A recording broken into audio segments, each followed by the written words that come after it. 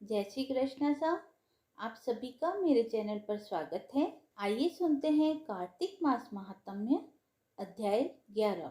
नारद जी ने कहा, एक समय जलंधर पत्नी सहित असुरों से सम्मानित हो सभा में बैठा था तो परम कीर्तिवान श्री शुक्राचार्य जी वहां पहुंचे, जिनके तेज से सब दिशाएं प्रकाशित हो गई। गुरुजी को आता देख असुरों सहित सागर पुत्र ने उठकर बड़े आदर से उन्हें प्रणाम किया। तेजस्वी शुक्राचार्य जी ने सबको आशीर्वाद दिया। फिर वह एक दिव्य आसन पर बैठ गए। वह सभी दैत्यों ने भी यथा स्थान ग्रहण किया और सागर पुत्र ने नम्रता से यह प्रश्न किया कि हे गुरुजी, राहु का सिर किसने काटा था? आप हमें यह बतलाइए। इस पर श्री शुक्राचार्य ने विरिचन पुत्र हिरण्यकशिपु और उसके धर्मात्मा पौत्र का परिचय देकर देवताओं और असुरों द्वारा समुद्र मंथन को संक्षिप्त में सब कथा कहकर यह बतलाया। जब समुद्र से अमृत निकला तो उसे देव रूप से राहु पीने चला। इस पर इंद्र के पक्षपाती भगवान विष्णु ने राहु का सिर काट डाला। यह सुनने के साथ ही जलंधर के नेत्र लाल हो गए। उसे बड़ा क्रोध आया। फिर अपने धस्मर नामक दूत को बुलाकर गुरु का कहा हुआ सब वृतांत सुनाया और उसे यह आज्ञा दी, तुम शीघ्र ही इंद्रपुरी में जाकर इंद्र को मेरी शरण में लाओ। धस्मर जलंधर का बड़ा निपुण दूत था। वह शीघ्र ही इंद्र की सुधर्मा नामक सभा में जा पहुंचा और जलंधर के शब्दों में कहा, हे देवताधम, तुमने समुद्र को क्यों मथा और मेरे पिता के सब रत्नों को क्यों ले लिया? ऐसा करके तुमने अच्छा नहीं किया। यदि तू अपना भला चाहता है तो उन सब रत्नों सहित देवताओं के साथ मेरी शरण में आ, अन्यथा हे सुराधम, मैं सत्य कहता हूँ कि तेरा राज्य ध्वंस हो जाएगा। इस पर इंद्र बहुत विस्मित हुआ और कहने लगा, पहले सागर ने मेरे भय से सब पर्वतों को अपनी कुशी में क्यों स्थान दिया और मेरे शत्रु दैत्य की क्यों रक्षा की? इसी कारण मैंने उनके सब रत्न हरण किए हैं। मैं भी सत्य कहता हूँ कि मेरा द्रोही सुखी नहीं रह सकता। इंद्र की बात सुनकर वह दूत शीघ्र ही जलंधर के पास आया और सब बातें उसे कह सुनाई, जिन्हें सुनते ही वह दैत्य क्रोध के मारे अपने होठ काटने लगा और देवताओं को जीतने के लिए उसने उद्योग आरंभ किया। फिर तो सब दिशाओं और पाताल से करोड़ों दैत्य उसके पास पहुंचे। शुंभ निशुंभ सेनापतियों को साथ लेकर जलंधर इंद्र से युद्ध करने लगा। शीघ्र ही इंद्र के नंदन वन में उसने अपनी विशाल सेना उतार दी। वीरों की शंख ध्वनि और घोर गर्जन से इंद्रपुरी गूंज उठी। अमरावती छोड़ देवता उनसे युद्ध करने चले। भयानक मारकाट हुई। दोनों पक्षों के आचार्य अपने अपने मृतकों को जलाने लगे। असुरों के आचार्य गुरु शुक्र अपनी मृत संजीवनी विद्या से और देवगुरु बृहस्पति द्रोणागिरी से औषधि लाकर मुर्दों को जलाते रहे। इस पर जलंधर ने अपने गुरु शुक्राचार्य जी से क्रुद्ध होकर कहा, मेरे हाथ से मरे हुए देवता जी कैसे जाते हैं? जीवित करने वाली विद्या तो सब आपके ही पास है, फिर यह क्या बात है? इस पर श्री शुक्राचार्य जी ने देवगुरु श्री बृहस्पति जी द्वारा द्रोणागिरी से औषधि लाकर देवताओं के जीने की बात कह दी। यह सुनकर जलंधर और भी क्रुद्ध हो गया। श्री शुक्राचार्य जी ने कहा, क्रुद्ध क्यों होते हो? यदि शक्ति हो तो द्रोणागिरी पर्वत को उखाड़कर समुद्र में फेंक दो, तब मेरे कथन की सत्यता प्रमाणित हो जाएगी। इस पर जलंधर क्रुद्ध होकर शीघ्र ही द्रोणागिरी पर्वत के पास जा पहुंचा और अपनी भुजाओं द्वारा उसे जड़ से उखाड़कर समुद्र में फेंक दिया। यह भगवान शंकर का तेज था। इसमें जलंधर की कोई विचित्रता नहीं थी। तत्पश्चात यह सागर पुत्र युद्ध भूमि में आकर बड़े वेग से देवताओं का संहार करने लगा। जब बृहस्पति औषधि लेने के लिए द्रोणागिरी पर्वत पर पहुंचे तो द्रोणागिरी की जगह वहां पर उन्हें सुनसान मैदान मिला। तो वह भयभीत होकर देवताओं के पास आए और कहा कि युद्ध बंद कर दो, तुम लोग अब जलंधर को नहीं जीत सकोगे। पहले इंद्र ने जो भगवान शंकर का अपमान किया है, यह उसी का फल है। यह सुनकर देवता युद्ध की आशा त्याग अत्यंत ही व्याकुल हो इधर उधर भाग निकले। सिंधु सूत निर्भय होकर अमरावती में प्रविष्ट हो गया। इंद्र आदि देवताओं ने गुफाओं में शरण ली। 11वां अध्याय समाप्त हुआ।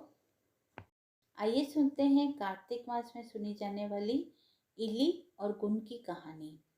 बहुत समय पहले की बात है। एक राजा के महल में एक इली और एक गुण रहते थे। एक दिन इली ने गुण से कहा कि चलो हम दोनों कार्तिक स्नान करने चले। गुण ने कहा कि इली, तू तो गोरी हो, तू तो नहा लो, मेरा तो मोट बाजरा पड़ा है, मैं तो नहीं नहाऊंगा। मैं तो अभी हरे बाजरे का सीटा खाऊंगा और ठंडा पानी पीऊंगा। उसके बाद इली राजा की बेटी के पल्लू में लगकर कार्तिक स्नान करने चली गई और गुण नहीं नहाया। कुछ दिन बाद कार्तिक खत्म होते ही दोनों मर गए।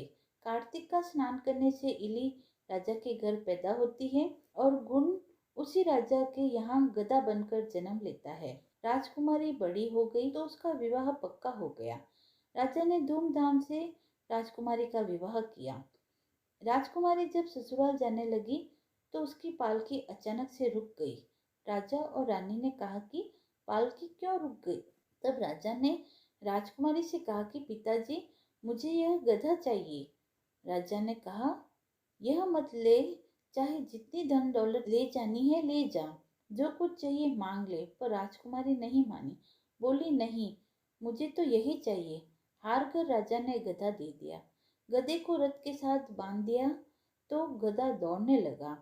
महल में पहुंचने पर गधे को महल के नीचे बांध दिया। जब राजकुमारी नीचे उतरती तो गधा कहता, मुझे पानी पिला दे। तब राजकुमारी ने कहा, मैंने पहले ही कहा था कार्तिक स्नान कर ले, पर तूने कहा था मैं तो बाजरा खाऊंगा और ठंडा ठंडा पानी पीऊंगा। राजकुमारी और गधे की बातें उसकी देवरानी जेठानी सुन लेती है। वह दोनों अपने देवर के पास जाती है और बोलती है कि किस जादूगरनी को ब्याह कर लाए हो, यह तो जानवरों से बातें करती है। अपनी भाभी की बात सुनकर राजकुमार बोला कि मैं यह बात नहीं मानूंगा। मैं जब अपने कानों से सुनूंगा और आंखों से देखूंगा तभी मानूंगा। अगले दिन वह सीढ़ी पर छिपकर बैठ जाता है। राजकुमारी आती है और गधे ने फिर उससे वही बात कही, जिस पर राजकुमारी ने फिर से वही जवाब दिया। यह सब देखकर राजकुमार तलवार निकाल कर सामने आया और बोला कि तुम जानवरों से कैसे बात कर सकती हो? बताओ तुम कौन हो? इस पर राजकुमारी ने उससे कहा कि किसी औरत का भेद नहीं खोलना चाहिए, लेकिन वह अड़ा रहा कि नहीं, मैं तो सब जानकर ही रहूंगा। राजकुमार की जीत के आगे राजकुमारी हार गई और उसने पिछले जन्म की सारी बातें कह डाली कि वह इली थी और यह गधा गुण था। इससे मैंने कार्तिक नहाने की बात कही, लेकिन इसने मना कर दिया, जिसके परिणाम स्वरूप यह इस जन्म में गधा बन गया और मैं राजा की बेटी के पल्ले से लगकर नहाई तो मैं राजकुमारी के रूप में पैदा हुई। इसीलिए मैं तो इससे पिछले जन्म की बात कर रही थी। राजकुमारी की सारी बातें सुनकर राजकुमार बोला कि क्या कार्तिक स्नान का इतना पुण्य मिलता है? राजकुमारी ने कहा कि हाँ, बहुत पुण्य मिलता है। राजकुमारी की सारी बातें सुन राजकुमार ने कहा कि यदि कार्तिक स्नान का इतना महत्व है तो हम दोनों कार्तिक स्नान जोड़े से करेंगे और दान पुण्य भी करेंगे, ताकि आने वाले समय में हम सुखपूर्वक रह सके। दोनों ने जब जोड़े से स्नान किया तो उनके पास काफी धन हुआ। इस कहानी के बाद सभी को कहना चाहिए कि हे कार्तिक महाराज, जैसा आपने इली को फल दिया वैसा ही सभी को देना, और जैसा गुण को दिया वैसा किसी को न देना। आइए सुनते हैं कार्तिक मास में सुनी जाने वाली पंथवारी माता की कहानी। बहुत समय पहले की बात है। किसी गांव में एक बुढ़िया रहती थी। उसके 4 बेटे थे। बुढ़िया के 4 ही भैंसें थी। कार्तिक मास आने पर बुढ़िया ने अपनी चारों बहुओं को बुलाया और कहा कि मैं तो कार्तिक स्नान करने जा रही हूँ, तुम चारों एक एक भैंस रख लो। मैं जब कार्तिक स्नान करके वापस लौटूंगी तो देखूंगी कि किसने सबसे ज्यादा घी रखा है। ऐसा कर कर बुढ़िया कार्तिक स्नान के लिए चली गई। उन चारों बहुओं में से सबसे छोटी बहू बुढ़िया की बहुत लाडली थी।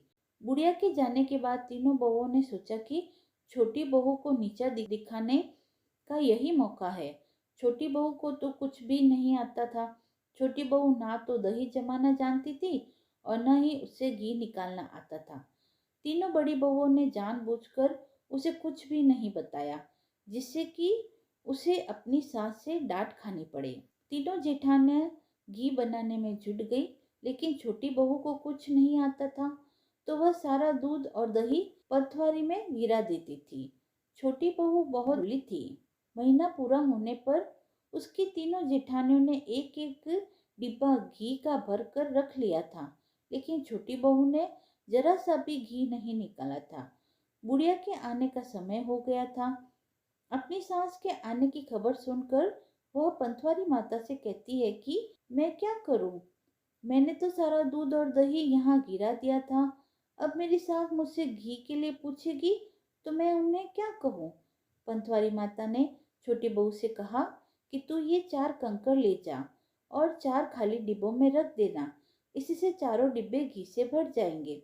उसने पंथवारी माता के कहा अनुसार वैसा ही किया और उसके पास 4 डिब्बे घी हो गए। जब बुढ़िया घर आई तो उसने आते ही उसने चारों बहुओं को बुलाकर कहा कि लाओ अपना अपना घी दिखाओ कि किसने कितना घी बनाया है। तीनों जेठानियां अपना अपना घी का डिब्बा लेकर आई और मन ही मन खुश होने लगी कि अब छोटी बहू को सास से डांट पड़ेगी। छोटी बहू आई तो साथ में 4 डिब्बे घी भी लाई। तीनों बहू ये देखकर हैरान हुई कि इसे तो दही बिलोना भी नहीं आता था, तो यह घी कहाँ से आया? वह अपनी सास से कहने लगी कि जरूर इसके पति ने यह घी खरीदा है। सास के पूछने पर छोटी बहू ने कहा कि मुझे तो कुछ भी नहीं आता था और ना ही मुझे किसी ने बताया कि किस तरह से दही भिगोकर घी बनाया जाता है। मैं तो सारा दूध पीपल में सींच देती थी और दही पंथवारी पर चढ़ा देती थी। यह तो पंथवारी माता की कृपा का प्रभाव है। छोटी बहू की सारी बातें सुनकर सारी बहुओं ने कहा कि अगर पंथवारी माता को सींचने से इतना अधिक पुण्य मिलता है तो हम भी अगले साल से उन्हें सींचेंगे और कार्तिक स्नान करने जाएंगे। हे पंथवारी माता, जैसे आपने छोटी बहू की सुनी वैसे ही हम सभी की भी सुनना। यदि आपको यह कथा पसंद आई हो तो आप मेरे चैनल को लाइक शेयर एंड सब्सक्राइब करें। धन्यवाद।